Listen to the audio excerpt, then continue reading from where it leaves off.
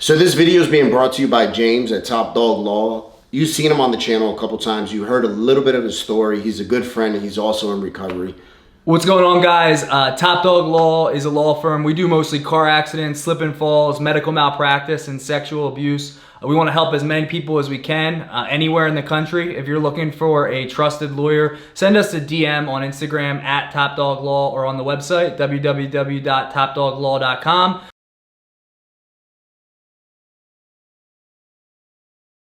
I bought this. The dogs bumped into the thing, got the camera spinning. Anyway, I bought this. There's a few different health benefits to being in the sauna. So I said, you know what? Let me buy one. They're not very expensive. For the health benefits that it has, my schedule is as such that it's hard for me to find time to go to the gym to get a good sweat. And so we're going to find out how good it is, right? So in the meantime, it's getting hot in here. I feel it. It's getting hot in here. And I'm in here naked. I ain't in here with no clothes on. So in the meantime, I got the video dropping tonight, part 3 of when I robbed the brother and we ended up in jail together. And I think I'm going to start doing some more of those videos. I got, I spent 17 years in the penitentiary, so you can only imagine the types of stories that I have, the types of things that I've seen, the type of things that, and for a good portion of that time that I spent, I was a knucklehead. So I got a lot of good stories, penitentiary stories and stuff like that that I want to, that I'll bring to y'all if y'all want to hear them. All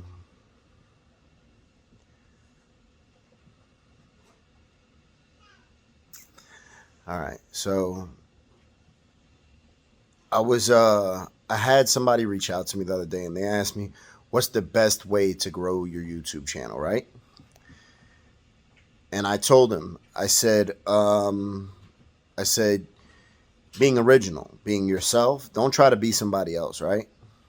Don't try to do what such and such is doing just because it worked for them. Because listen, a lot of times, and believe me, I've done a lot of homework on how to grow your YouTube channel, right? And not even saying my channel, I only got, about 60,000 subscribers. So my channel is it's not huge by any means. It's not big, but it has a little bit of traction. So one thing I would recommend is be original. Don't do what such and such is doing because you see it working for them and getting results to them. I know for myself, when I watch YouTube channels, I watch because of a person's originality, but also because of the person's personality. Stop. Because of the person's personality, right? So they got to have a good personality first and foremost, because at the end of the day, no matter what they're saying or what they're showing me, say what's up, man. And then you can't see me, but there they go. All right. So I'm buying into that person, right? It doesn't matter what they're showing me. If I don't like their personality, right, I won't watch it. I'm sure some of y'all is the same way too. Like, I don't want to spend my time watching TV or watching something and the person that's in front of me is, I can't get with their personality, right? So another thing, consistency. Consistency is key. Something that a lot of people don't know is on YouTube, and they have it this way for a reason, right? We have to understand YouTube is a business, the way YouTube works, right? So videos that they think are going to make them money, that's what you're going to see in your recommended stuff, right? So by that, YouTube has guidelines, right? So they're not going to put somebody's video, they're not going to push somebody's video or somebody's channel if we aren't abiding by their guidelines, right? Some of the small guidelines are like, to be monetized, you have to have like 240,000 hours of view time, right? You have to have 1,000 subscribers. And then once you become monetized, that still doesn't mean you get paid. A lot of people think that just because you get monetized that you get paid. YouTube will only pay you out if you make more than $100 for that month. So that takes a lot too. That's not, this isn't easy stuff. And then when you get monetized, you're able to do things like go live. That's a privilege to go live on YouTube. I don't know I know there was talk of them allowing people to go live before 1,000. I don't know if it's switched yet, obviously, because I have over that amount. But, well, no, there's apps you can use to do it. There's apps you can use. Oh, yeah? Oh, okay. So then Rachel just said they did. So that's one thing that, you sort of unlock when you hit that 1,000 subscribers. You can post polls and do different stuff on the back end of your video. But I would say the number one thing is be original, right? Be true to yourself. Don't compromise who you are for subscribers or to get monetized, or because you think that once you're going to blow up on YouTube and you're going to make $1 million and you're going to be living like these people you see on YouTube. First of all, a lot of that stuff is fake. I've met people that have big platforms. I've met rappers, all that stuff that, entertainers that you think that these people are living one lifestyle, and they're not. That's not the case. And YouTube is one of those things. Listen, YouTube isn't the place to come and get rich anymore. Previously, YouTube was like that, where you could make some serious money on here. Not saying that you can't now, but you have to have that view time, those followings. Listen, even my channel, I don't make no serious money on here. Obviously, I work 60 hours a week at a barbershop. The YouTube is something I do on the side because I enjoy doing it. I enjoy what my channel is based on, which is bringing people's stories to light, right? People that are sort of counted out, people that are forgotten, all that type of stuff. I enjoy doing that. I did that before YouTube. Now you see a lot of people that, listen, if I would tell you the amount of channels that I see now coming out of Kensington, doing the same thing, doing interviews with people, taking donations down there, going to check on people. Listen, there's so many. Some of them are coming from a good spot, and then there's others that aren't. The only good thing I see out of that is that more people are down there getting help, right? But then I also see, and I've struggled with this myself, where I think, all right, am I exploiting these people? Because my hopes when I first created the channel was that I was going to go down there. People were going to end up wanting to go to treatment. Some people were going to get clean. And of course, all that has happened through the channel, but nowhere near an amount that I hope. You know what I'm saying? And I see people down there and I struggle and I wonder, damn, am I enabling them more than others, right?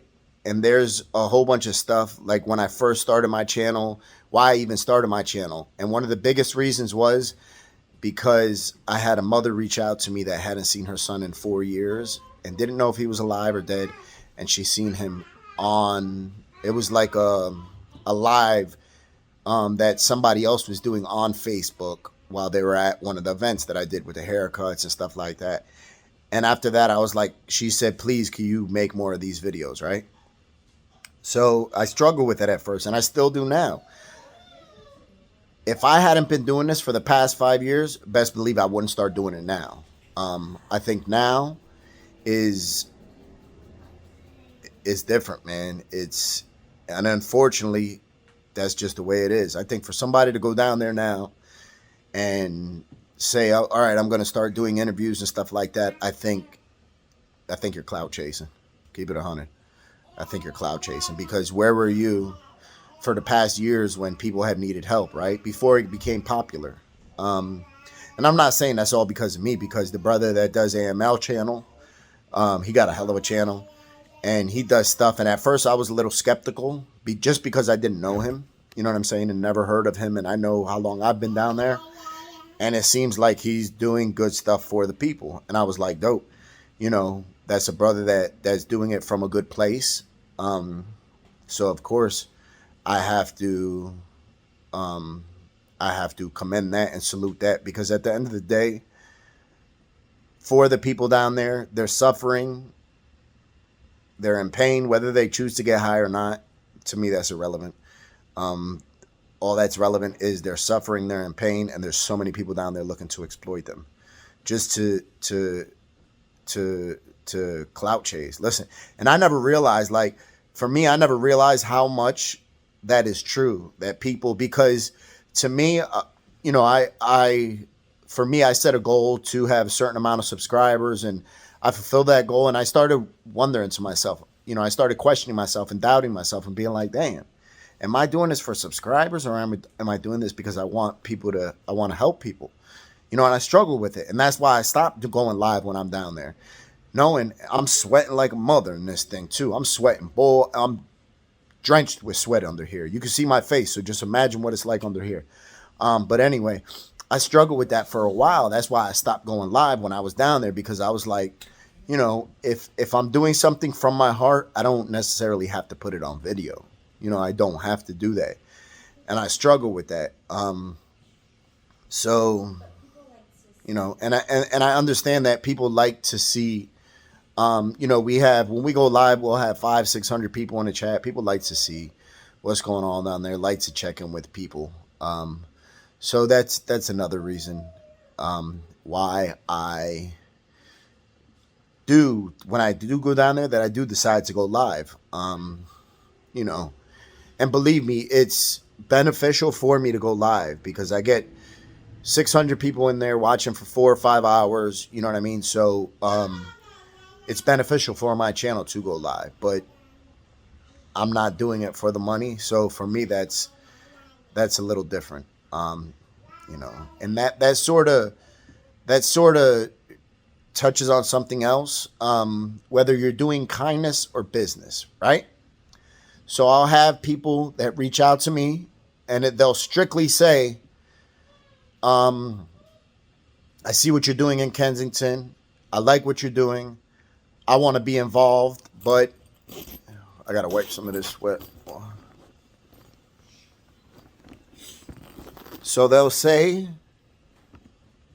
that they want to be involved, but they'll be like, one of the first things I ask them is, okay, do you have a YouTube channel or something else that got going on? And if they say yes, I'll tell them, all right, well, we could go down there and we just won't record that day, all right? And you'll be able to tell very quickly who's there for kindness and who's there for business.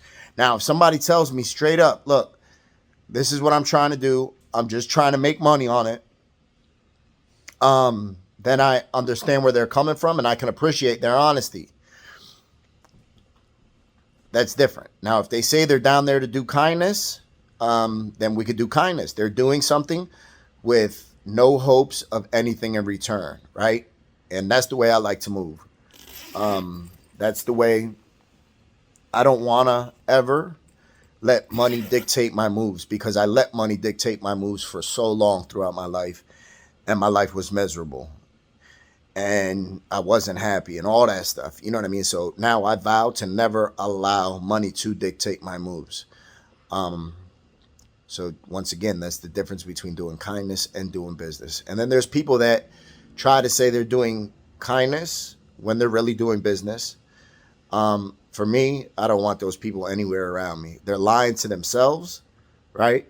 So how do I expect them to be upfront with me when they can't even be upfront with themselves, right? So those are people that now, in the space that I'm in, I just realized that we're on 2 different pages. I'm not saying mine's right. I'm not saying theirs is wrong.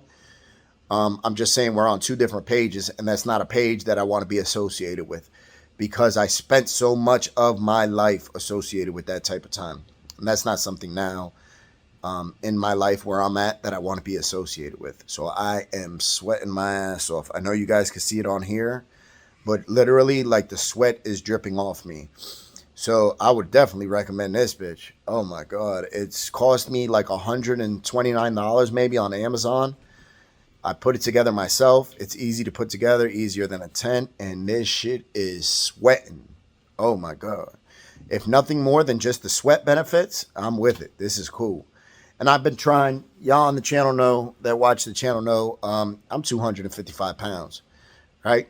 I'm 5'11", 5'12", you know, right around there, mostly 5'11", though.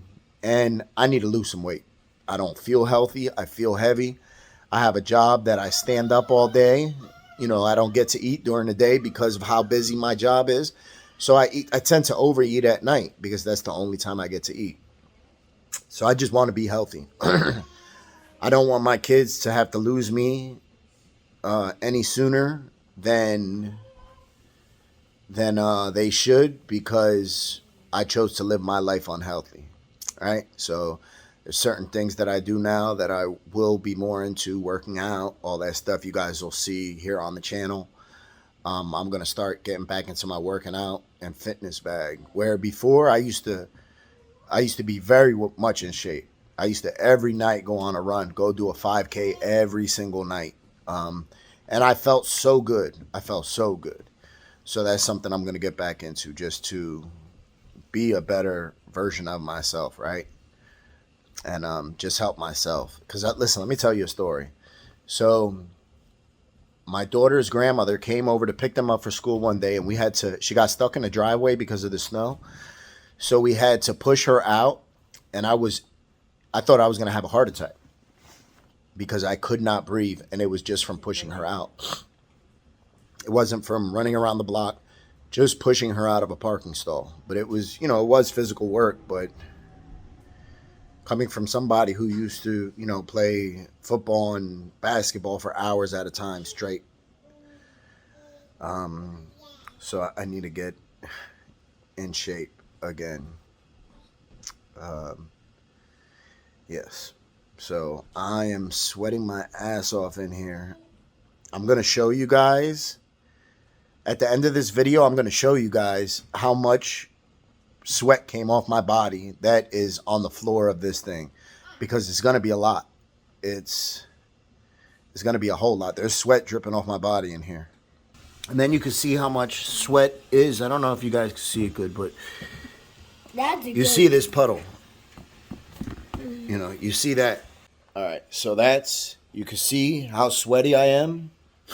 Right. And then is a whole lot of sweat. And he's naked. And I'm naked. But drenched. So I'm about to hop in the shower. I'll edit this video, drop it for you guys. I thank you guys. Remember, be patient, loving, and kind. Thank you guys for the support. I love y'all for real. Have a great night.